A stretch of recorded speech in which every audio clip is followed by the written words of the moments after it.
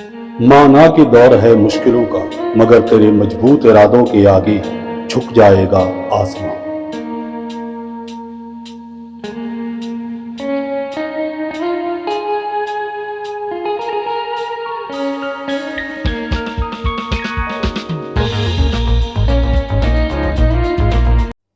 जिंदगी कभी मुश्किल तो कभी आसान होती है, कभी ठंडी हवा का झोंका तो कभी तूफान होती है।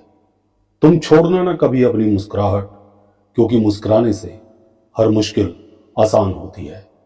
नमस्कार दोस्तों, मैं हूं आचार्य प्रकाश दत्त और आप देख रहे हैं ज्योतिष ज्ञान शास्त्र।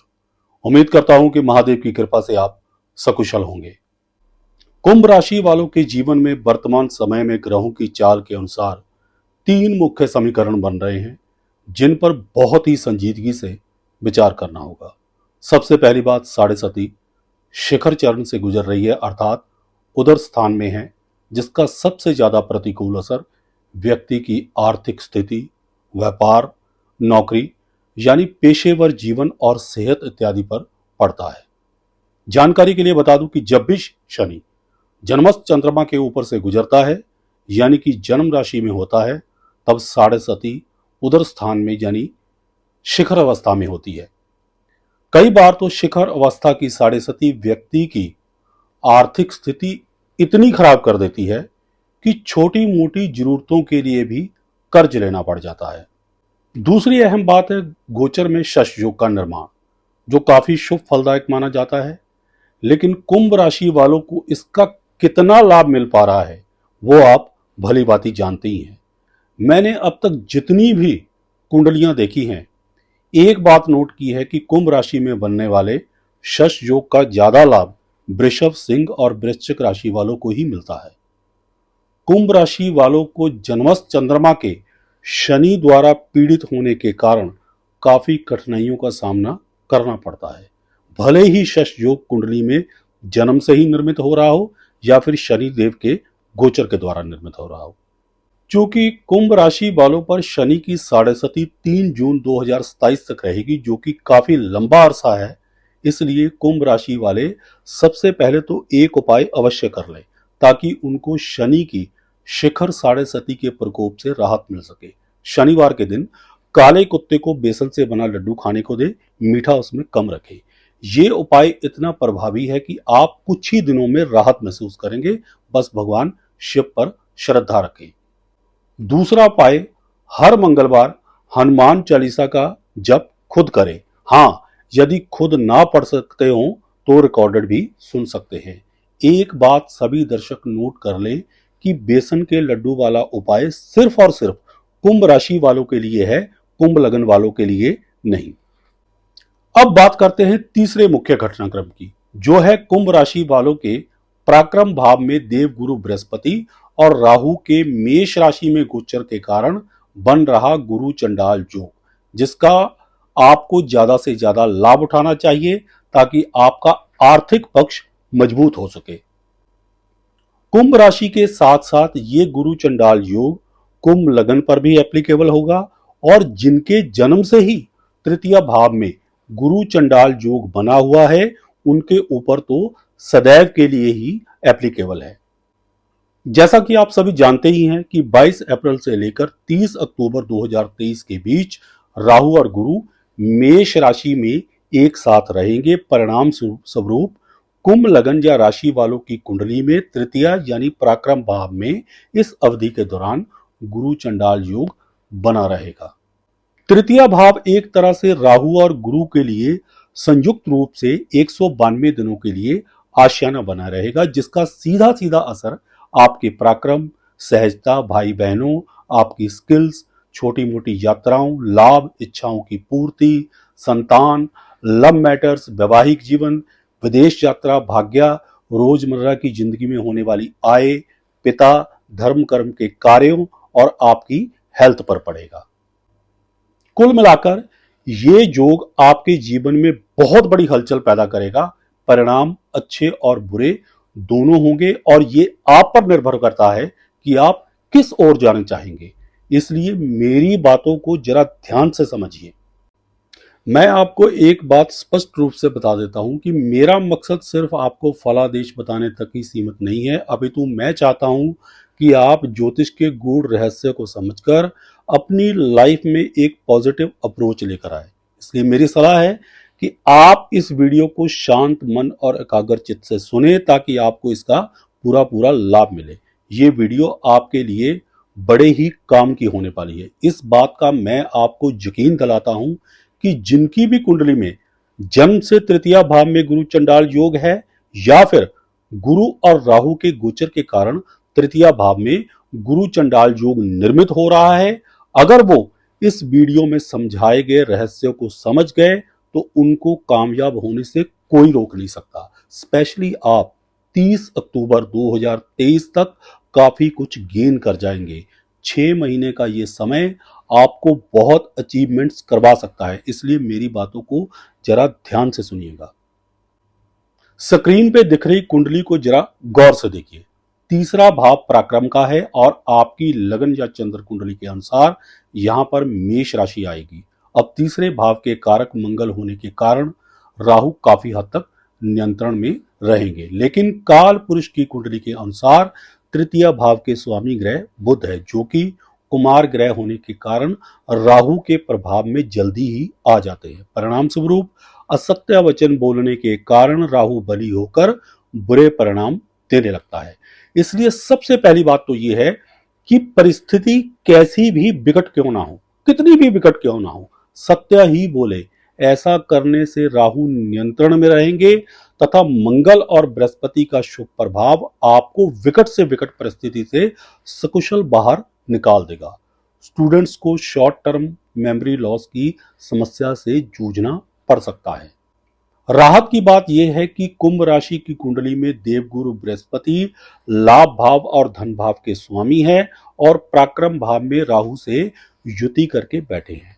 कोशिश करने पर आप इन 192 दिनों में अच्छा खासा धन लाभ कमा सकते हैं। बस जरूरत है अपनी पूरी क्षमता के साथ काम में जुट जाने की और वक्त के अनुसार कामकाज के तरीकों में बदलाव करके स्मार्ट वर्क की, ना कि हार्ड वर्क की थकान से आपको बचना होगा।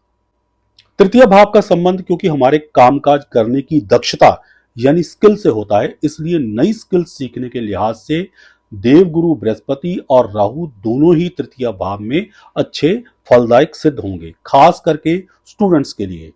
जो लोग आईटी सेक्टर में हैं, इलेक्ट्रॉनिक्स के कामों से संबंध रखते हैं, टूर एंड ट्रैवल का काम करते हैं, कपड़े से संबंधित कोई भी काम करते हैं, कमीशन एजेंट हैं या फिर शेयर मार्केट के काम में इन्वॉल्व हैं, उनको इस गुरु चंडाल योग का अच्छा परिणाम देखने को मिलेगा। बस शर्त यही है कि सत्य बोले और अपने से बड़े तथा गुरुजनों का सम्मान करें। ध्यान रखें, निवेश करते वक्त मार्केट के जोखिमों पर पैनी नजर आपने रखनी है। तृतीय भाव क्योंकि भाई बहनों का है, इसलिए राहु के कारण उनके साथ अचानक से द्वेष बढ़ सकता है। आपके छोटे भाई बहन इगोइस्टिक हो सकते हैं, लेकिन देवगुरु बृहस्पति के कारण आपके भाई बहनों को भी आर्थिक लाभ होगा। ये योग आपको आलसी भी बनाएगा। सुबह देर से उठना और फिर काम में हड़बड़ाहट के कारण आपकी दिनचर्या बिगड़ सकती है। देर रात तक जागते रहना, वो भी विदाउट एनी वर्क, आपको मानसिक और शारीरिक रूप से निर्बल बना सकता है। चेस्ट के ऊपरी भाग में रोग उत्पन्न होने का खतरा रहेगा, खास करके फीमेल्स को। इसलिए अपनी सेहत का ख्याल रखें और अगर चेस्ट से संबंधित कोई भी रोग महसूस हो तो उसे इग्नोर मत करें। तृतीय भाव के कारक और तृतीयेश मंगल 10 मई से लेकर 30 जून तक षष्ठ भाव यानी रोग स्थान में अपनी नीच राशि कर्क में संचार करेंगे और उनकी मूल त्रिकोण राशि में राहु डिपॉजिटर होकर बैठे हैं। अब गोचर में मंगल की अष्टम दृष्टि कुंभ राशि के जन्मस्थ चंद्रमा पर रहेगी। अचानक से कोई रोग उत्पन्न हो सकता है। गोचर में शनि भी कुंभ राशि में ही है, इसलिए मंगल की शनि पर दृष्टि भी सेहत के लिहाज से कोई शुभ संकेत नहीं दे रही। क्योंकि तृतीय स्थान बीज स्थान है, इसलिए गर्भवती स्त्रियां अपना विशेष ध्यान रखें। बस राहत की बात एक ही है कि मंगल की राशि में देवगुरु बृहस्पति भी डिपॉजिटर हैं, इसलिए मंगल की दृष्टि में कुछ शुभ प्रभाव भी रहेगा। फिर भी सेहत के प्रति सजग रहें और अपने खान पान का ख्याल रखें। षष्ठ भाव और मंगल दोनों ही चोट के कारक हैं, इसलिए जन्मस्थ चंद्रमा के ऊपर अष्टम दृष्टि होने के कारण दुर्घटना का योग है। इसलिए वाहन चलाते समय लापरवाही ना बरतें। 30 जून तक रैश ड्राइविंग से आपको बचना होगा।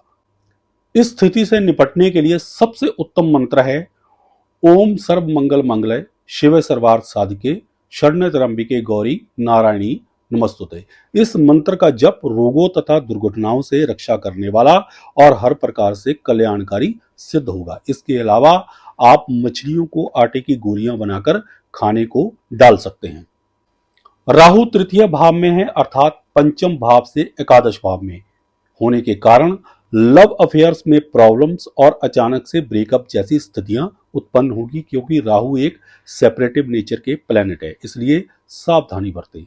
राहु के पंचम से एकादश भाव में होने के कारण संतान के मन में भी भटकाव पैदा होगा, लेकिन आपकी संतान यदि जॉब की तलाश में है तो देवगुरु बृहस्पति और राहु दोनों ही शुभ फल करेंगे। लेकिन स्टूडेंट्स के मन में पढ़ाई कम और मार्क्स ज्यादा लाने की इच्छा प्रबल रहेगी। स्टूडेंट्स का माइंड स्टडी से डिस्ट्रैक्ट होगा, बावजूद इसके मार्क्स फिर भी अच्छे ही आएंगे। सोच लो, अगर मन लगाकर पढ़े होते या पढ़ लोगे तो कितना अच्छा परिणाम आ सकता था या आएगा। यहां पर देवगुरु बृहस्पति और राहु दोनों की ही स्तुति काम आएगी। कुंभ लगन और राशि के स्टूडेंट्स को काले, नीले तथा पीले रंग के वस्त्र बहुत ही बेनिफिशियल रहेंगे। इससे आपका माइंड स्टेबल रहेगा। जहां तक पति पत्नी के संबंधों का सवाल है, सप्तम भाव पर राहु की पंचम दृष्टि के कारण हस्बैंड वाइफ में कलह कलेश बढ़ सकते हैं, इसलिए वाणी पर नियंत्रण रखें। पति पत्नी आपस में कम्युनिकेशन गैप बिल्कुल ना रखें। अगर कोई शंका हो तो मन ही मन घुटने की बजाय एक दूसरे से बात करके मैटर को सॉर्ट आउट कर लें। किसी भी बाहरी व्यक्ति को अपने मैटर में इन्वॉल्व ना करें, वरना बाद में पछताना पड़ सकता है। देखिए, सप्तम भाव में सिंह राशि किसी की भी मध्यस्थता स्वीकार नहीं करती, इसलिए पति पत्नी आपस में ही बातचीत करके मैटर को सॉल्व कर ले, अन्यथा डाइवोर्स जैसी विकट स्थितियां पैदा हो सकती हैं। शांति से काम ले, यहां पर आपका विवेक और धैर्य ही काम आएगा। सूर्य देव के मंत्र ओम भानवे नमः का ज्यादा से ज्यादा जप करें और सूर्य देव को जल अर्पित करें। इससे पति पत्नी के बीच महादेव की कृपा से संबंध मधुर होंगे। जहां तक डेली सोर्स ऑफ इनकम का सवाल है, तो एक और जहां राहु की सप्तम भाव पर पंचम दृष्टि आपकी आमदनी के तौर तरीकों में नई टेक्नोलॉजी का समावेश करवाएगी, तो वहीं दूसरी ओर गुरु की दृष्टि आपको परंपरागत तरीके से चल रहे बिजनेस को और आगे बढ़ाने की प्रेरणा देगी। हो सकता है आप अपने बिजनेस में कोई बदलाव करने की भी सोचें, और समझदारी से की गई चेंजेस आपको लाभ भी देगी। जो लोग ट्रेडिंग में हैं, डिजिटल मार्केटिंग के द्वारा उनके बिजनेस को बूस्ट मिलेगा। ध्यान रहे, राहु की दृष्टि आमदन बढ़ाने के लिए टेढ़े मेढ़े हथकंडे अपनाने को प्रेरित करेगी, लेकिन ऐसा हरगिज ना करें। ऐसा करने से शनि भी अशुभ फलकारी हो जाएगा। आपके काम काज में आप होशियारी से काम ले सकते हैं, जिसमें धोखा नहीं होना चाहिए। नवम भाव पर राहु और गुरु की दृष्टि विदेश यात्रा के लिए अत्यंत लाभदायक रहेगी, क्योंकि दोनों ही ग्रह विदेश यात्रा का स्ट्रॉन्ग प्रतिनिधित्व करते हैं। कुंभ राशि या लगन के जो स्टूडेंट्स पढ़ाई के लिए विदेश जाना चाहते हैं, उनको वीजा मिलने में बड़ी आसानी रहेगी। यदि जन्मस्थ कुंडली में बृहस्पति नीच राशि में हो तो विधिवत उपाय करवा ले। ध्यान रहे, पिता या पिता समान बुजुर्ग व्यक्तियों या गुरुजनों का अपमान संकटों को निमंत्रण देने जैसा होगा, इसलिए ऐसा करने से बचे। यथासंभव उनको आदर सत्कार दें। एकादश भाव पर राहु की नवम दृष्टि होने के कारण मन में इच्छाओं के बवंडर चलेंगे, क्योंकि राहु अनकंट्रोलेबल विजन देता है। वैसे भी तृतीया और एकादश भाव काम त्रिकोण स्थान है। और राहु ग्रह का जब भी इन काम त्रिकोण स्थानों से संबंध बनता है तो मन में बहुत ही बड़े बड़े विजन आते हैं, सपनों की उड़ान बहुत ही ऊंची हो जाती है, कई अनैतिक इच्छाएं भी मन में जन्म लेती हैं। इसलिए अपने आप पर नियंत्रण रखें, अन्यथा अपयश का सामना करना पड़ सकता है। यदि आर्थिक स्थिति की बात करें तो राहु और देवगुरु बृहस्पति की सम्मिलित दृष्टि एकादश भाव पे पड़ रही है। गुरु क्योंकि धनेश तथा लाभेश हैं और साथ में एकादश भाव के कारक भी हैं, इसलिए धन लाभ के लिहाज से शुभ फल देंगे। राहु की लाभ स्थान पर नवम दृष्टि अचानक से धन लाभ की ओर इशारा कर रही है, इसलिए कभी कभार आप बम्पर ड्रा जैसी लॉटरी डाल सकते हैं, लेकिन इन बातों की आदत मत डालिए। गुरु चंडाल योग का प्रभाव आपको धन का लालच देकर टेढ़े मेढ़े रास्तों से धन कमाने को प्रोत्साहित कर सकता है। यहाँ पर आप चालाकी से काम अवश्य ले सकते हैं, जैसे स्मार्ट वर्क, परंतु कोई भी ऐसा तरीका मत अख्तियार कीजिए जो नैतिक या कानून की दृष्टि से गलत हो।